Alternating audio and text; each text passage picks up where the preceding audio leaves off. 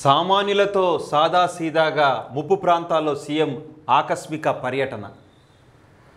దాదాపుగా మన ఒక ప్రభుత్వంలో పరిపాలనలు చాలా మటుకు ఎన్నో ప్రభుత్వాలు మారడం అనేది మనం సర్వసాధారణంగా చూస్తూ ఉంటాం. దాదాపు గత బీఆర్ఎస్ ప్రభుత్వం దాదాపు 9 సంవత్సరాలు ఈ తెలంగాణ రాష్ట్రాన్ని చాలా కనుసైగలతోని దాదాపుగా పరిపాలన అనేది జరిగింది. కానీ గత ముఖ్యమంత్రి కల్వకుంట్ల చంద్రశేఖరరావు గారు ఎప్పుడు కూడా ఆకస్మిక తనిఖీ కానీ, ప్రజల దగ్గరికి వెళ్ళి వాళ్ళ బాధలు తెలుసుకోవడం కానీ, ఏదైనా సరే వరదలు వచ్చినా రాష్ట్రానికి ఏమైనా ముప్పు వాటిల్నా కానీ వాళ్ళ నేరుగా సాధారణమైన మనిషిగా వాళ్ళని పలకరించే తాకలాలు మాత్రం తెలంగాణ ప్రజానీకానికి కూడా ఎప్పుడు కూడా కనబడ్డ సందర్భం అయితే మనకు కనిపించలేదు. దాదాపుగా వారం రోజుల నుంచి హైదరాబాద్ మహానగరంలో వర్షాలు ముంచెత్తున్నాయి. ఏమాత్రం ఒక హాఫ్ అన్ అవర్ అర్ధగంట వర్షం పడ్డా కానీ కొన్ని ప్రాంతాల్లో దాదాపు ఆ వ్యవస్థ ఆ లైన్ మొత్తం కూడా ఆ వ్యవస్థ అంతా కూడా జల వలయం అయిపోతుంది. అంటే ఒక్కొక్కసారి పరిస్థితి ఎట్లా అవుతుందంటే వాళ్ళ పరిస్థితి అగమ్య గోచరంగా అవుతుంది. మరి అటువంటి ప్రాంతాలకు నిన్న ఎలాంటి కాన్వాయ్ లేకుండా, ఎలాంటి వాళ్ళకు ముందస్తు జాగ్రత్తగా ఏం చెప్పకుండా ఆయనే దాదాపుగా ఒక్కసారి ఆ ప్రాంతాలన్నిటి కూడా మన ప్రస్తుత ముఖ్యమంత్రి రేవంత్ రెడ్డి గారు వాళ్ళ ప్రజల దగ్గరికి వెళ్ళి వాళ్ళ యొక్క బాధలేంది, వాళ్ళ సమస్యలేంది, నీళ్ళు ఎక్కడ స్టోర్ అవుతున్నాయి, దానివల్ల వచ్చిన ప్రాబ్లమ్స్ ఏంది అనేది కూడా ఒక సామాన్యులాగా పెద్ద బలగం లేకుండా, మంది మార్బలం లేకుండా ఆయన నిన్న మొత్తం కూడా దాదాపు ముప్పు ప్రాంతాలకు వెళ్ళి ప్రజల యొక్క కష్ట సుఖాలు తెలుసుకోవడం అనేది జరిగింది. దాదాపుగా ఇప్పుడు మూడవ సంవత్సరం కాంగ్రెస్ ప్రభుత్వం అనేది పరిపాలన జరుగుతుంది. ఈ జరుగుతున్న ప్రతి కార్యక్రమంలో రేవంత్ రెడ్డి గారు దాదాపుగా ఇందిరమ్మ ఇల్లు పథకమైన తర్వాత ఆయనే ఎజెండాగా పెట్టుకున్నటువంటి ప్రతి విషయంపైన కూడా, తర్వాత ఏదైనా సరే మళ్ళీ బీసీ రిజర్వేషన్కి సంబంధించిందైనా ఏదైనా కూడా 100% ప్రజలకు ఏదో విధంగా మేలు చేయాలి, వాళ్ళ యొక్క కష్టాలన్నీ కూడా నా వంతు సాయంగా నేను తీర్చాలి, నేనైతే ఏదైతే వాగ్దానం చేసిన వాగ్దానం నిలబెట్టుకునే ప్రయత్నంలో మాత్రం ఉన్నట్టుగా మనకు మన ప్రస్తుత ముఖ్యమంత్రి రేవంత్ రెడ్డి గారు కనిపిస్తున్నట్టుగా అనిపిస్తుంది.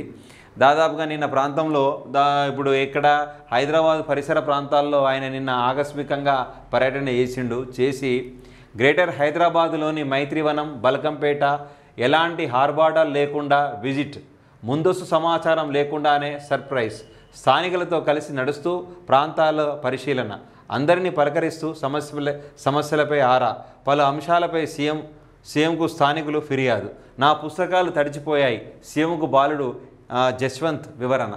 సార్, ఒక చిన్న పిల్లగాడు వచ్చేసాడు, జశ్వంత్ అనే పిల్లగాడు మన ముఖ్యమంత్రి గారి దగ్గరికి వచ్చేసి నా పుస్తకాలు కూడా తడిచినాయి సార్ అని చెప్పేసి అన్నాడు. అంటే వాళ్ళు చెప్పిన ప్రతిదానికి కూడా మన ముఖ్యమంత్రి గారు సమాధానం ఇచ్చారు.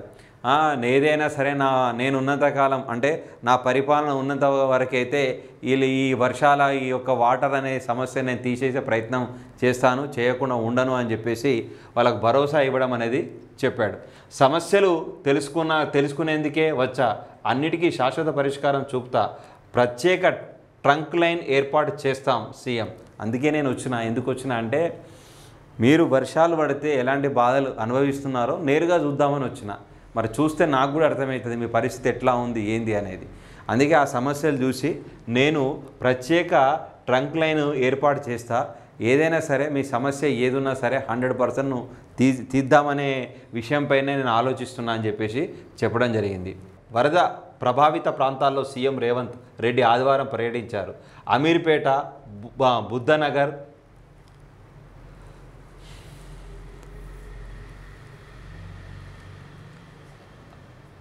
బుద్ధానగర్, మైత్రివనం, బల్కంపేట తదితర ప్రాంతాల్లో సాయంత్రం 4 గంటలకు ఆకస్మిక పర్యటన చేశారు.